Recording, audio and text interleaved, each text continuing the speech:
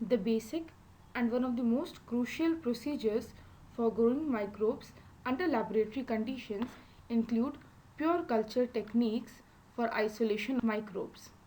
There are two main methods, either by streaking a colony on a solid agar plate or through the method of serial dilution, after which either by pour plate or spread plate technique, the mixed colonies are allowed to grow on the upper surface of the solid agar plate.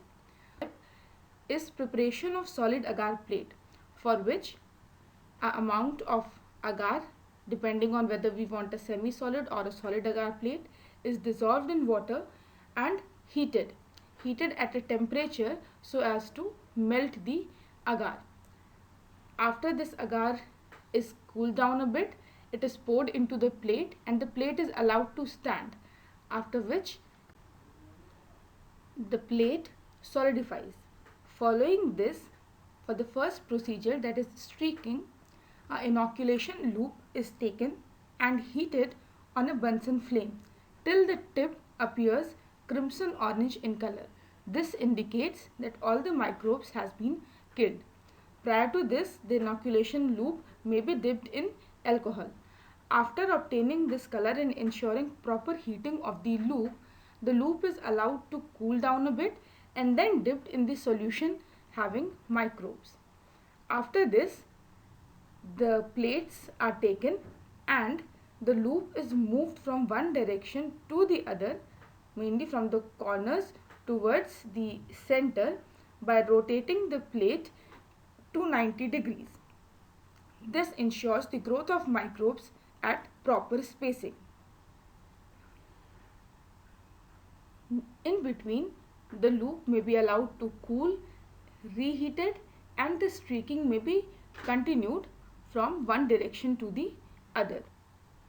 There are different patterns in which the streaks may be done. For example, the quadrant streak, the radiant streak, or the continuous streak, whereby the purpose remains the same, that is allowing the colonies to grow at certain spaces. Streaking may either be done under laminar airflow where we have sterilized conditions, so the lid may be kept separate and the streaking may be proceeded, or if the person is working under open space conditions, the lid is only partly removed and streaking is done. Having done the streaking, the plates are incubated at the desired temperature or several other conditions which might be characteristic of that particular colony growth, and then the colonies start appearing. Once discrete colonies are found, then a desired colony can be picked up again with the help of a sterilized inoculation loop. Now for the second procedure, that is serial dilution, a very concentrated sample is diluted 10 times in every step so as to reduce the number of colonies, the number of microbes present in a particular solution. So for this, from the natural sample, that may be a water sample or a diluted soil sample, 1 ml is taken and added to 9 ml of the media. This gives 10-fold dilution. From here, 1 ml is taken from the tube A and added to 9 ml of the media present in the next tube. This gives 100-fold dilution, and from here 1 ml is taken from tube B and added to 9 ml media in tube C, and this gives 1000 folds dilution.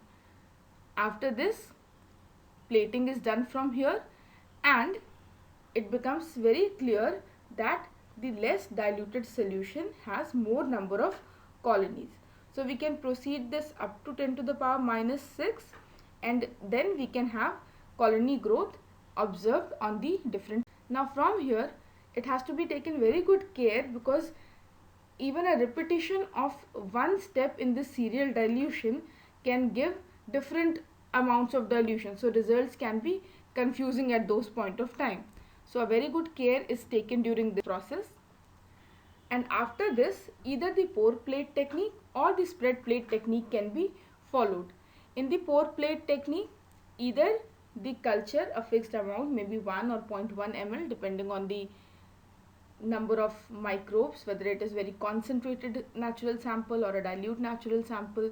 So depending on that, some amount is poured at the center of the plate, and then the media is poured over it. The plate is swirled a bit and then allowed to grow.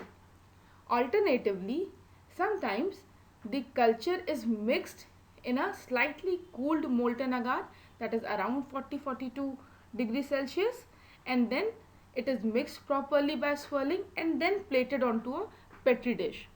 It has to be taken very good care that only those microbes which can withstand a temperature of 40, 42, 45 degrees Celsius, only those can be plated by this technique. For all others, spread plate technique is followed, where a solid agar plate is taken over which a fixed amount of culture is put mainly at the center, and then with the help of a glass or a plastic spreader, it is spread all over the surface of the plate, and then the colonies are. So after incubation, as in the case of streak plate, depending on whether it is a very fast growing culture or a slow growing culture, we get different types of growth over the plate from which the desired colony can be picked up. For pure culture proceeding from here, there are two main techniques, either single cell isolation method or enrichment culture. In enrichment culture method, we specifically pick the colony, the desired microbial colony, and then it is added into a liquid media in which we have provided specific nutrients to it, and it is allowed to incubate under given set of physical conditions. So getting all the favorable conditions, the microbes present in the colony, they start multiplying and they grow in number. For single cell isolation methods, either capillary pipette method or the manipulator method is followed. In the capillary method, a sterile pipette is taken, dipped into the solution where we think that our microbe of interest is present. Through capillary motion, it enters the pipette, and then several small drops are plated on a cover slip. After examining it under the microscope, the desired drop, which contains only one microorganism, it is pulled up, and then it is put into a sterile medium where the microbes are allowed to multiply. To this process is the manipulator method. So manipulator methods basically allows the experimenter to view all this under a microscope and then pick up a single colony. So there's a instrument which creates vacuum. It has a tube, very fine capillary tube attached to it, and by seeing under the microscope, the experimenter can pick up a very small amount of fluid which is equivalent to a single cell, and then by pulling it up through suction, it can be transferred into a larger drop of sterile medium on another cover slip, and after certain growth, it is transferred into a tube having sterile medium and allowed to flow. So an identified pure culture, the identification being based on the fact that all the microbes, they have similar colony structure, they perform similar functions which can be ensured through different biochemical tests, and they look alike basically.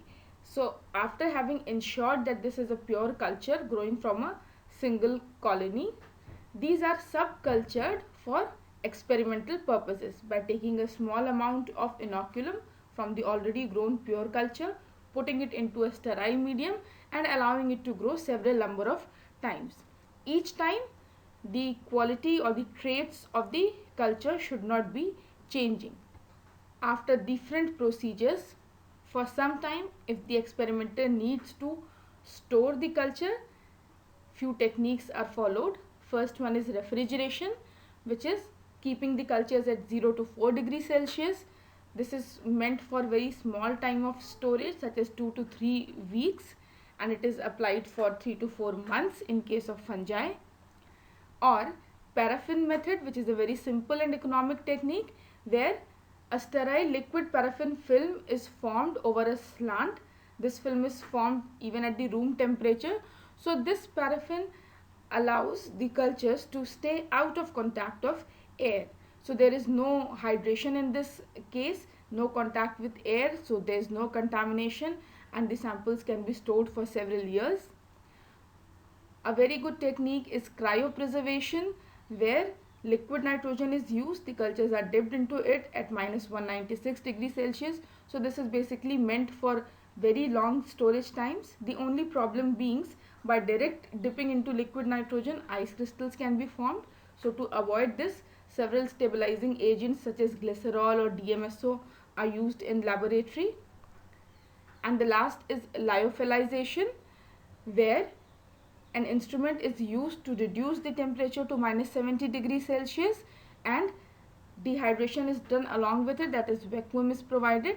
So after treating the samples in this way, the lyophilized cultures, they can be stored at 4 degrees Celsius.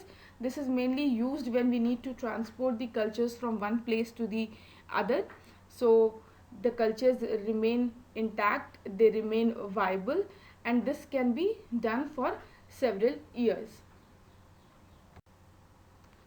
These are some of the references. Thank you.